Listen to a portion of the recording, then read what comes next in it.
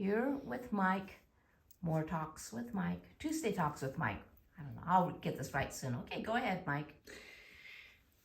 This one is about comics again, and there may be some things in here that I've mentioned before, but I have some fresh material and theories, and it's about what comics are. Comics are what you make them, and I've said this many times before. Comics are the most forgiving medium in the world. Anybody can do a comic. If you draw a bunch of doodles on a page and give them word balloons, people will read them. You know this is true because some of the most successful strips in history have very simple art. I'm thinking of Peanuts, Charlie Brown and his crew, Little Orphan Annie, Dilbert, the Lockhorns. You look at any of these serialized strips, they used to run rampant in our daily newspapers, and the art is simplistic. The reason these strips succeed is because the creator sticks at it day after day, month after month, churning out the strips, and they have something to say. In the case of Peanuts, there was Charles Schulz's whole view on humanity is laid bare there, and there's a lot of humanity to see. But comics are also a visual medium. And by this, I mean we are attracted by the pictures, some more than others.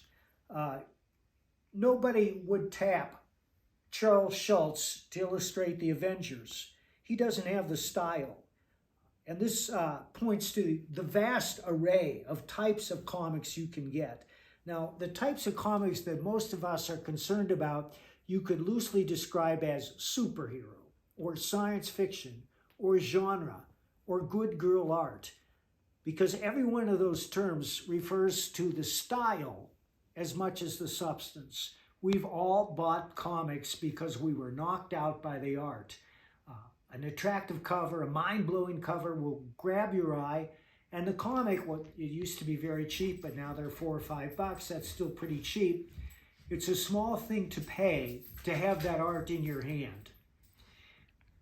I've picked up thousands of comics because I loved the art. The stories, I would say maybe 30% of the stories were satisfying.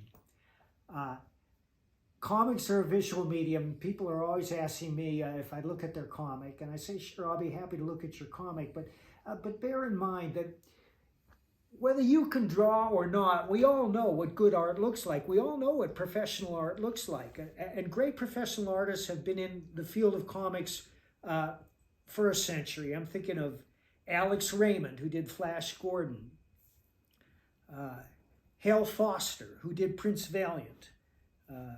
Little Nemo in Slumberland. All these artists were spectacular, and they're the kind of art that you can look at today and you can admire it. I picked up hundreds of comics because they were drawn by Neil Adams or Paul Gulacy or Barry Smith. Sometimes the stories were good, sometimes the stories were non-existent, just like a footpath with markers to lead you through the pages until you get to the end. A memorable story is pretty rare in comics, let's face it. We can point to hundreds of examples, but that only comprises, at most, 10% of the production of professional comics through the years.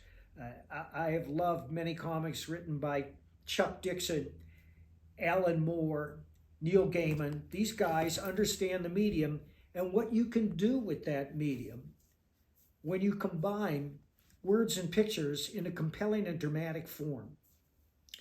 I have a theory about words. Words are necessary for a memorable comic. There are a lot of wordless comics that have been produced over the years, and I have several of them. The art is spectacular, but you don't remember those comics. They don't stick with you because they lack a memorable story and they lack memorable phrasing. What do I mean by memorable phrasing? Face it, Tiger, you just won the jackpot. Face front, true believers. It's clobbering time. Those are three phrases that we all know. They all happen to originate with Stan Lee, but if I had time, I could list dozens more by many other writers who are not as well known. The words are essential to a compelling and memorable story.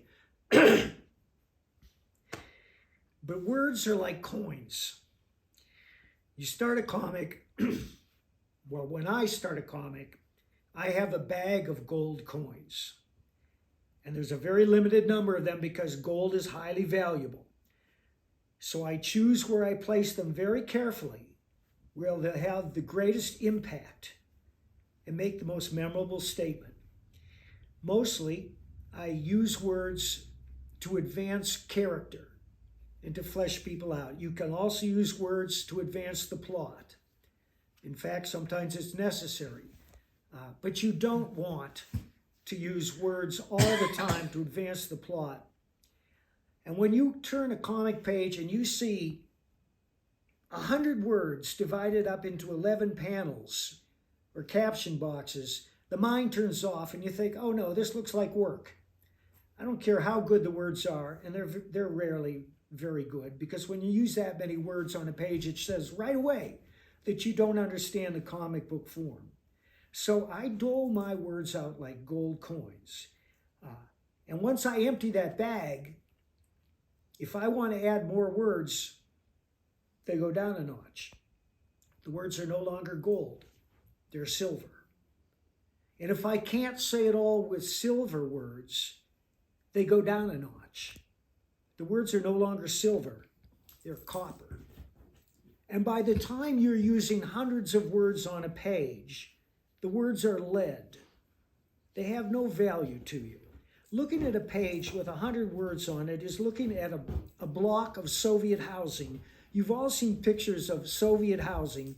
They're inhuman blocks of housing that go up for floor after floor, 20 floors, 30 floors. There's laundry hanging on the balconies.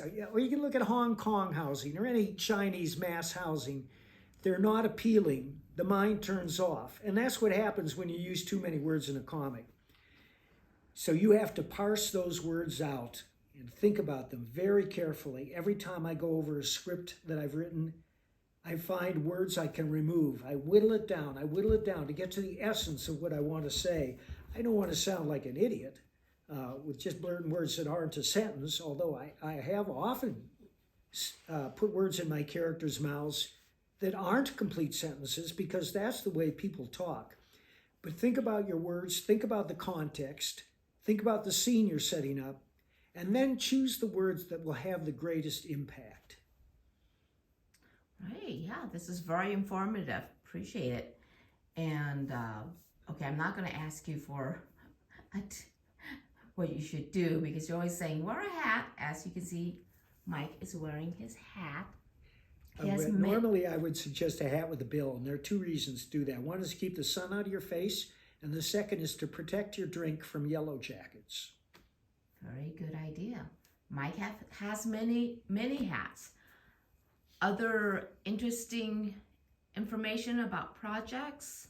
Well, by now, the whole comic book world knows that I've written a graphic novel for the Rippaverse. Yay. That Gooding is the subject of my graphic novel. It's called Gooding the Polymath. And in a couple of weeks, we're going to launch Florida Man graphic novel #2. So if I'm like normal people, a normal vocabulary, what does polymath mean? It means somebody who is skilled in many fields, many technical fields. As a scientist, a technician, a plumber. Great. And then, I apologize, but what was the other project you have coming up? Florida Man graphic novel #2, Hogzilla. Hogzilla. Wow. I was just talking with a friend. They live in Florida. They have hogs on their property, as well as, is it crocodiles in Florida? Gators. Gators are in Florida. Okay, well, if they have those, they have those. But anyway, enough of that. So we appreciate your listening. Please subscribe. Push the little notification bell. We are pretty much on track with videotaping on Tuesdays. So stay tuned. Thanks for watching, folks.